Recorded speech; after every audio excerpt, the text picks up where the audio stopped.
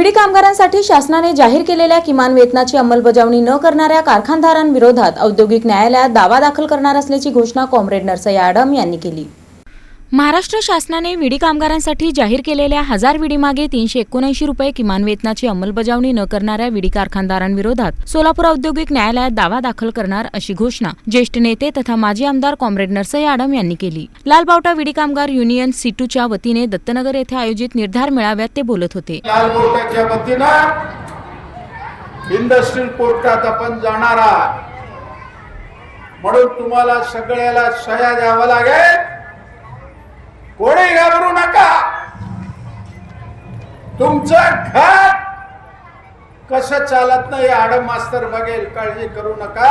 उद्या सण आहे, परवा सण आहे, त्यानंतर तोक्तीवीरांचं सण आहे, आज मी सण आज राहत आहे दत्तनगर मध्ये, तरी हजारो महिला या ठिकाणी आलेल्या आहेत। तुमच्या मनातली भीती सोडा, तुमचं कार्ड मजबूत राहील, तुमचं काम मजबूत राहील। किती लोकांना मी काढू द्या, त्या लोकांना संरक्षण देण्याचं काम लालबावटा करणार आहे।